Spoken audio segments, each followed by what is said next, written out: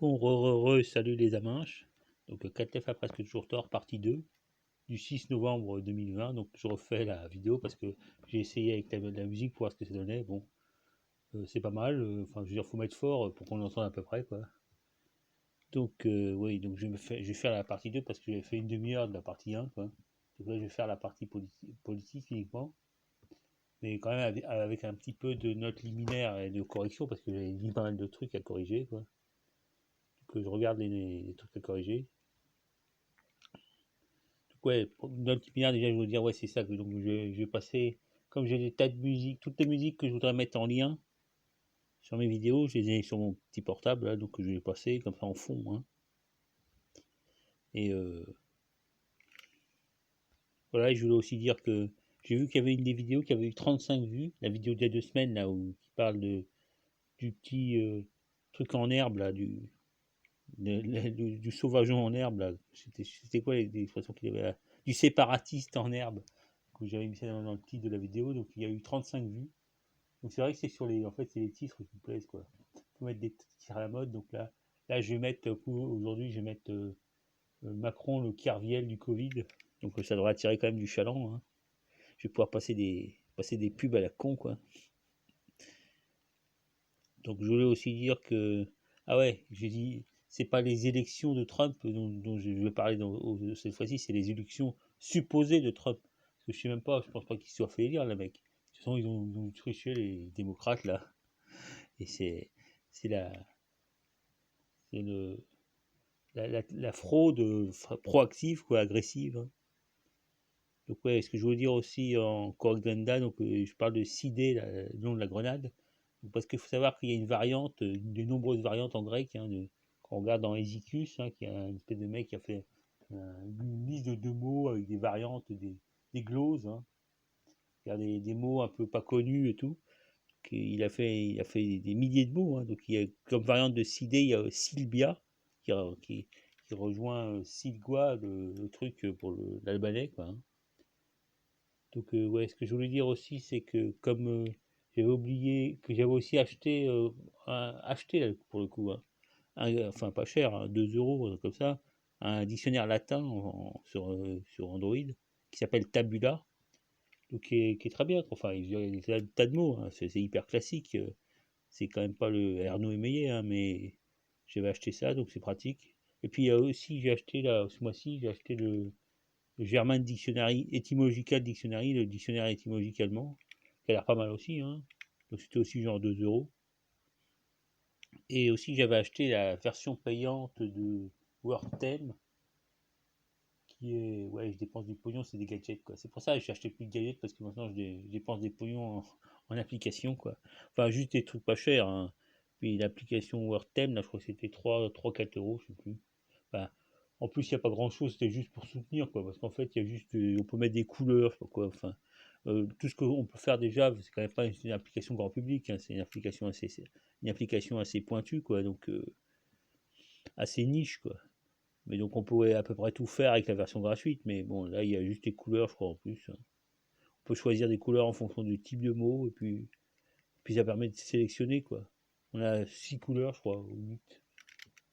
Donc on met vert et rouge, et puis on peut choisir des mots, quoi. Voilà, donc c'était. Puis qu'est-ce que je voulais faire? Ah oui, je voulais dire que à côté de parce qu'il faut savoir qu'à côté de Silicois, Sidé, là, il y a des tas de mots de substrat, comme on appelle, de méditerranéens, qui sont communs au grec et au latin. Hein. Alors il y en a plein qui sont empruntés par le latin grec, mais il y a des mots qui sont empruntés à une langue, on sait pas c'est laquelle, quoi. Donc si l'albanais, le grec et le latin ont un mot en commun, c'est qu'ils ont, je sais pas quelle langue, à quelle langue ils ont, quelle langue méditerranéenne, puisque c'est pas, visiblement, c'est pas le sémitique. Hein. C'est une langue non sémitique, en fait, de Méditerranée du Nord, sans doute peut-être les Géens, les trucs qui étaient parlés en Crète ou en Asie mineure, toutes ces langues. Parce que pour les Grecs qui ont détruit Troie, là, l'Asie mineure, c'est-à-dire la côte de l'Anatolie, c'était un peu le Byzance, quoi. C'était des trucs riches avec Crésus, tout ça, des trucs qui étaient légendaires pour les Grecs, quoi.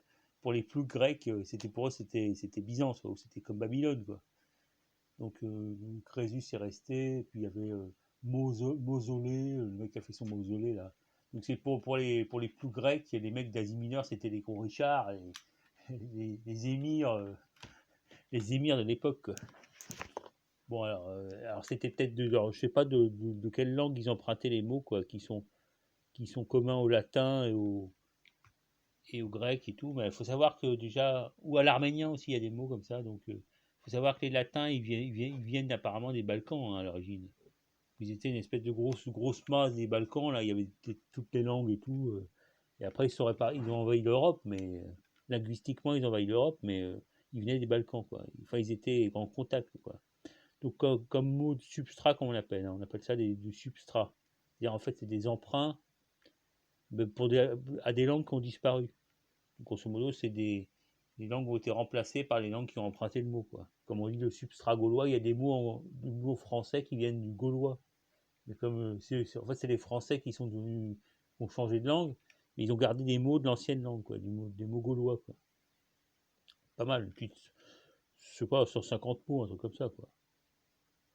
Donc, bon.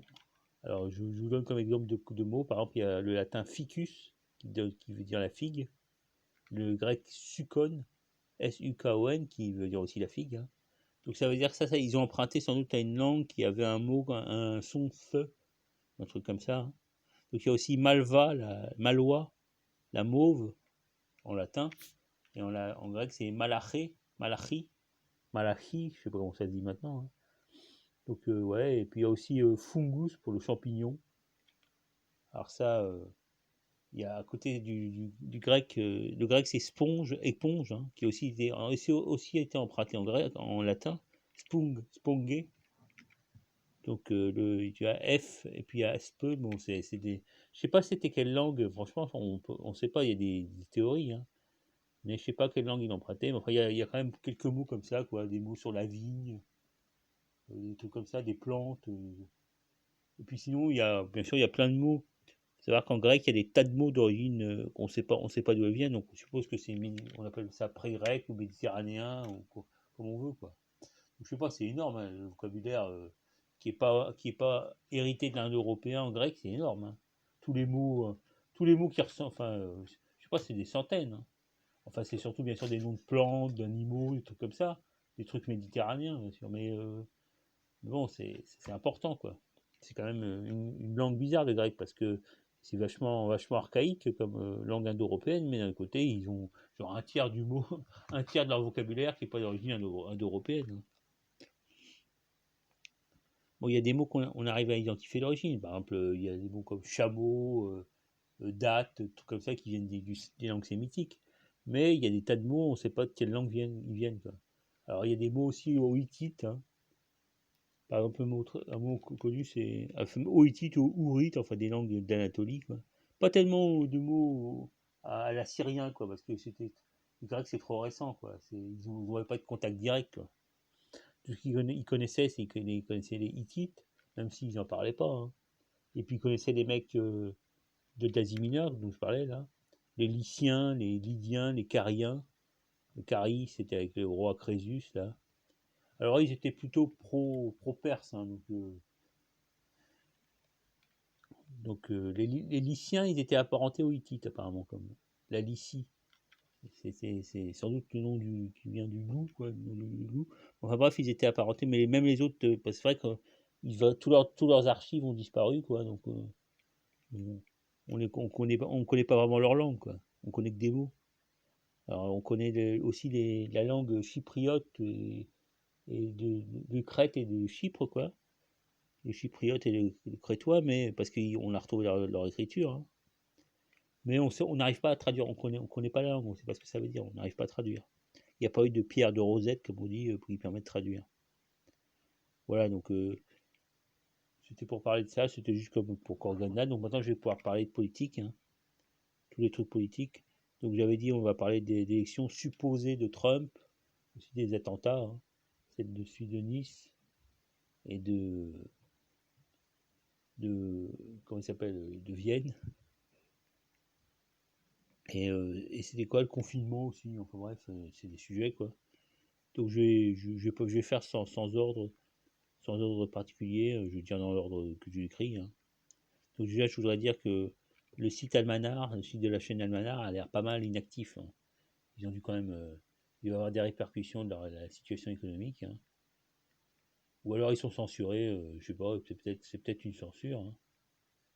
C'est comme le site du réseau Voltaire, ça fait des semaines que j'ai pas vu de nouveaux articles. Donc il faudrait que j'essaye quand même de passer par une autre voie, quoi, pour voir si c'est une censure ou. Donc alors ouais, déjà la dernière fois, dans une de ces vidéos que je donnais parler de Bruno Le Maire qui critiquait la crypto-monnaie, il le liait au terrorisme. Il disait que c'était les mecs à aller chercher dans un café des 300 euros. Je sais pas, il devait faire référence à un truc, ou alors, à mon avis, il nommait peut-être des commanditaires, hein, je sais pas. Je sais pas, déjà, on saura jamais sans doute qui est derrière. Enfin, Stratégica 51, il accuse directement les barbous français, quoi. Donc c'est possible, hein, mais enfin. Parce que c'est vrai qu'on se souvient que Macron est allé à l'ambassade d'Autriche, quoi, en France, à Paris. Quand on fait ça, on se demande des fois si c'est pas une forme de revendication. Je sais pas. Bon. Bref, Bruno Le Maire parle des crypto-monnaies, condamne les crypto-monnaies, et on ne sait pas s'il voulait dire un truc ou quoi, au-delà de la blague. Autre truc que je voulais dire, donc je ferai des trucs un peu anciens d'abord, hein, donc je me demandais si les gilets jaunes, ça avait été un échauffement pour les manifs Covid, quoi. Parce que quand même toutes ces histoires, ça ressemble à une préparation. Enfin, ça ressemble, on l'a mis au pouvoir des mecs pour foutre la merde, quoi. Pour permettre, comme dit Le Sacer, là, il dit les grands architectes de la réinitialisation, ou du reset, hein, reset. Alors, c'est sans doute ça, hein, les mecs. En fait, tout ce qu'on voit, hein, de façon incohérente, là, c'est un plan, quoi. C'est l'idée qu'on se fait, on verra les objectifs réels tôt ou tard. Mais on sent qu'il y a un plan, quoi. Donc Reset, j'avais entendu une fois des mecs de France Télécom qui étaient venus et qui parlaient ils avaient traduit ça en raser, R-A-Z-E-R, qui veut dire remise à zéro, hein, raser. Donc c'était le terme technique qu'ils employaient pour dire remettre à zéro, quoi. Reset. Donc c'est un petit truc linguistique aussi, donc j'y suis, hein. Donc voilà, je continue. Alors au Karabakh, c'est vrai que la guerre continue, hein. Il y a des articles dans Saker ou je sais pas quoi. Donc la guerre continue, c'est visiblement que les objectifs de guerre, les enjeux de guerre, sont toujours là, quoi. Tant qu'ils ne sont pas arrivés à soit un compromis, soit à une victoire, ils continueront la guerre, hein. Alors je sais toujours pas qui fait ces trucs-là. C'est peut-être vraiment les Turcs, Erdogan, je sais pas. En tout cas, le Nord Stream, Nord Stream, Nord Stream 2 là, en Allemagne, on n'en parle plus non plus, hein. Donc c'est vrai, comme j'ai pas vu les nouvelles depuis des semaines, il y a peut-être eu d'autres trucs, enfin je regarderai. Mais là, j'ai l'impression qu'on n'en parle plus non plus, là. Alors, truc que quand même, j'ai vu RT, c'est vrai que j'ai regardé deux, trois trucs sur RT, hein. RT version YouTube officielle, vu que le truc sur YouPike marchait plus. Donc il y a eu une interview de. Alors, j'ai vu la gueule à Chomsky, Noam Chomsky, le Freud ou le Karl Marx de la linguistique, hein, celui qui a tout révolutionné, soi-disant.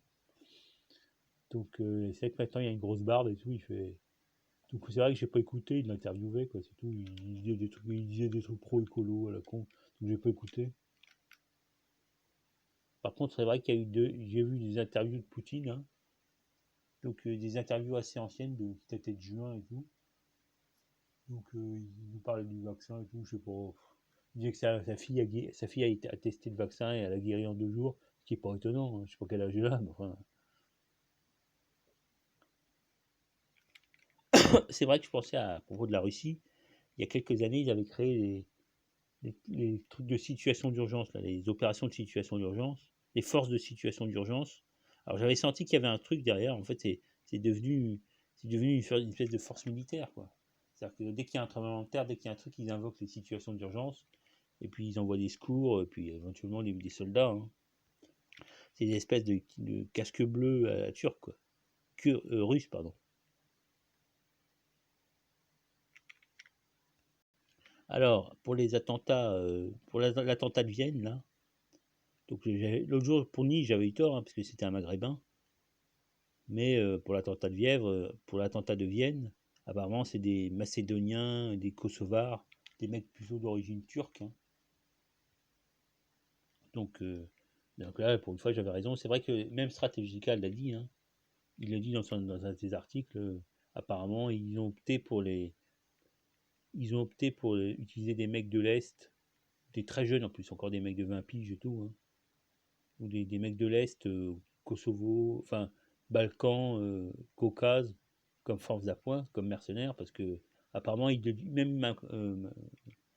même que Strategica le dit, les mecs du Maghreb, ça doit bloquer quelque part. Maintenant, les mecs se font moins prendre, quoi. Ils se sont tellement fait avoir, vas-y, mets ça, souris sur la photo, on va prendre une photo, c'est marrant. Et puis après, ils le font passer pour un terroriste. Enfin, il y a des mecs qui se sont fait piéger, hein. On se souvient du mec en Angleterre, là. Les services secrets font chanter les mecs et tout, enfin, des trucs comme ça, quoi. Je sais pas ce qui se passe vraiment, hein. Enfin, j'imagine. De toute façon, j'écrivais après, là, mais en fait, les barbouzes, ils n'en ont rien à foutre. Non, ils ont rien à foutre de la drogue, du terrorisme, ou même de la pédophilie, ils n'en ont rien à foutre. Pour eux, c'est juste un moyen de faire chanter les mecs et tout, hein. Donc ils font juste d'utiliser les trucs, puis ils font pas de morale, ils n'en ont rien à foutre, ni de justice, ni de morale et tout, hein. Ils font de la géopolitique, comme ça, donc quand ils peuvent faire pression sur un mec, ils font pression sur un mec, et puis si ça marche, tant mieux, hein. Et puis s'il crève, tant pis pour sa gueule.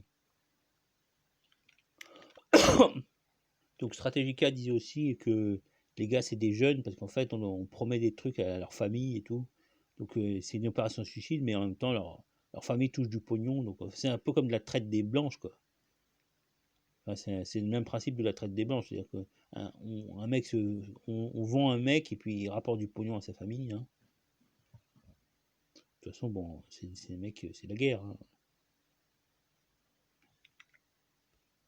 Alors sur le confinement, ouais, alors je vais mettre comme titre de la vidéo Macron le Kerviel du Covid. Alors c'est vrai que c'est peut-être méchant pour Kerviel, puisqu'il a l'air qu'il a quand même il était allé voir le pape et tout, donc c'est peut-être un innocent, hein. Mais bon, je vais quand même mettre ça comme titre, parce que c'est vrai qu'en même temps, c'est tellement amateur, ridicule. Les mecs, ils font même plus semblant. D'ailleurs, je voyais, moi, quand je sors, là, moi, je mets un masque comme ça, parce que c'est marrant, le gadget, quoi. Mais il y a des gens qui ne mettent pas de masque, hein. Donc les gars, ils prennent même plus ça au sérieux. D'ailleurs, c'était peut-être le but, hein, de faire des trucs tellement. On pousse jusqu'à quand que les mecs, ils croient même plus, quoi.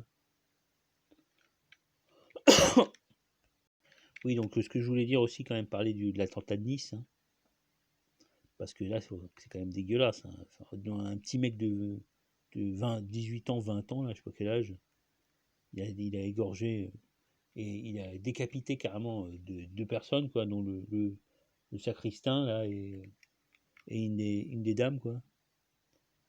Donc franchement, en plus, quand on voit ce que je disais hier, là, quand on voit l'âge des gens qui vont dans les églises, c'est franchement dégueulasse, quoi. Alors je sais pas c'est quoi le message, parce que après ils ont dit que la France avait tué une vingtaine de contrebandiers au Sahel, donc c'est toujours la guerre là-bas, hein. Mais je sais pas si c'était avant qu'il y ait l'attentat, donc l'attentat c'était une représaille, ou après, je sais pas. Enfin bref, de toute façon, Stratégica 51, il dit que tout ça c'est des guerres de barbouzes, hein. Parce que de toute façon, les attentats, les terrorismes, c'est toujours lié aux barbouzes, hein, de quel côté qu'ils soient, hein.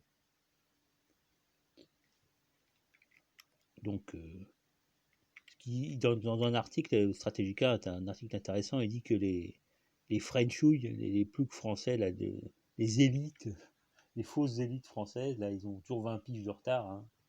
Ils sont en plein délire néo-conservateur, là, alors que c'est déjà fini. Bah, peut-être qu'ils vont reprendre avec Biden, ils vont peut-être reprendre du bois de la bête, hein. On va voir, mais enfin, c'est toujours avec un décalage ridicule hyper néo-conservateur, là, comme. Parce qu'avec Zemmour et tout, ils vont, tu vois, ils sont en plein délire. Puis il y a l'autre, là, comment il s'appelle, le franc-mac, là. Je sais même plus comment il s'appelle. Enfin bref, le mec avec sa petite moustache, là. Donc c'est. Donc encore, non seulement ils sont nuls parce qu'ils font des trucs, mais ça, vu qu'ils n'ont plus de pouvoir, tu vois, c'est marrant de faire des trucs quand tu as du pouvoir, de la puissance, tu peux faire des trucs qui influent sur le monde, mais là tu fais des trucs qui servent, qui sont juste des clowneries, quoi. Donc bon, ouais, c'est comme ça, hein. Donc quand même paix pour les victimes qui se sont fait agresser à Nice, hein. Bon, pour le prof aussi, c'est triste, mais enfin, c'est vrai que des vieilles dames qui sont attaquées dans une église, franchement, c'est pas super. Il n'y a pas de quoi crâner, hein. Heureusement, je sais pas si l'enfer existe, mais bon, alors le mec c'était un Tunisien apparemment, donc il y a Darmanin qui est en Tunisie, quoi.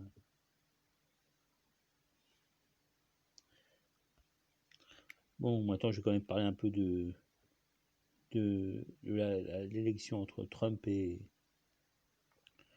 Biden, Sleepy Joe.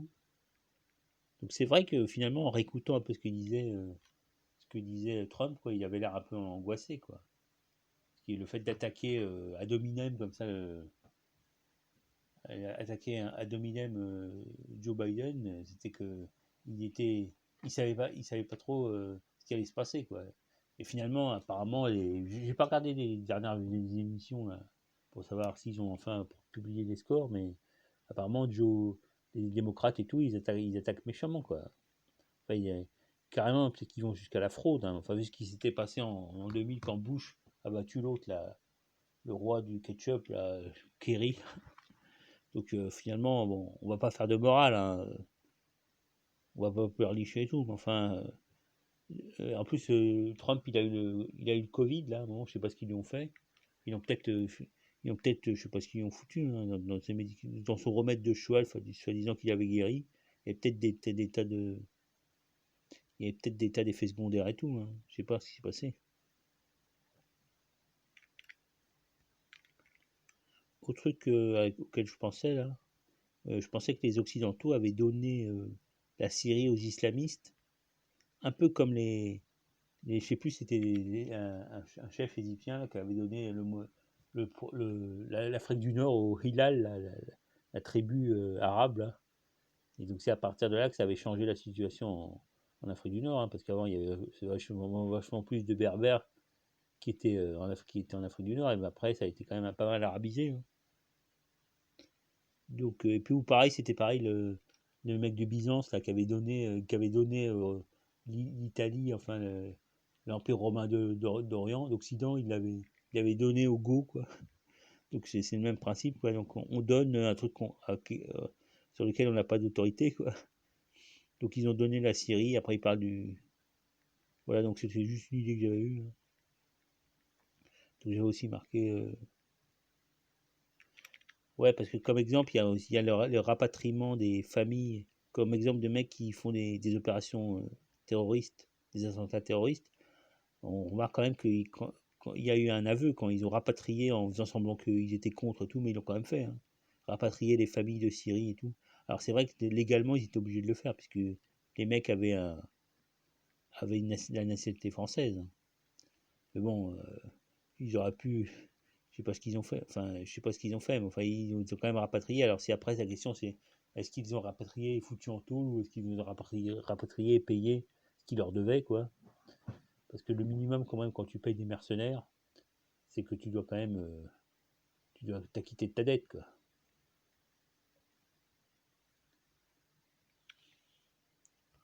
Voilà, donc le fait que j'ai dit que Strategica était à peu près d'accord avec moi sur certains points en tout cas, hein. Donc il était d'accord comme quoi le Maghreb était la ressource en terroristes potentiels du Maghreb était un peu tarie.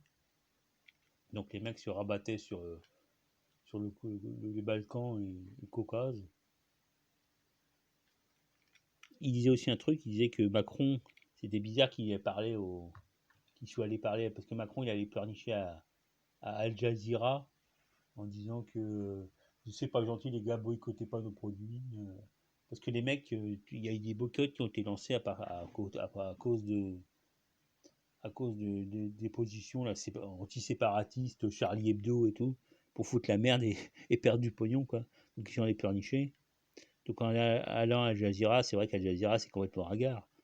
Enfin, ça a été pendant longtemps, quand ils étaient hyper pro Yankee, quoi, c'était hyper ringard. Alors maintenant que le Qatar s'est rapproché de l'Iran et tout. Ça revient peut-être un petit peu. Mais bon, tout ça, c'était peut-être pour faire plaisir au Qatar. Je sais pas qui c'est qui visait. Hein. Je sais pas qui c'est qui boycotte le Kiri. C'est peut-être les Qataris. Ou... Mais c'est vrai que la France avec Macron, bon, maintenant ce qui s'est passé avec Chirac et tout, contre la guerre d'Irak et tout, tout ça c'est complètement oublié. Hein. La France est complètement obsolète, quoi. Donc quand il n'y a plus d'enjeu, il n'y a plus de façon d'agir sur le réel. Hein. Donc voilà.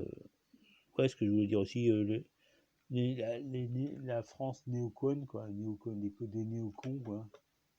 Donc, les néo-connards, comme je les appelais, hein, parce que ça, finalement on disait néocon pour, en anglais, mais néo-connard ça colle bien aussi, hein, parce que c'est vraiment des néo-connards, hein, c'est-à-dire que toujours avec 20 piges de retard, c'est des connards, quoi.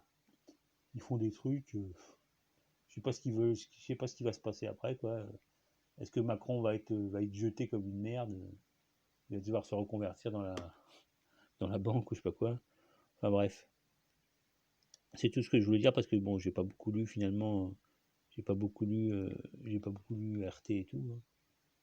Donc ben voilà, ben, oh, bah quand même j'ai fait 26 minutes, c'est-à-dire que j'ai un peu parlé pour rien dire. Hein. Allez, bah salut les mecs.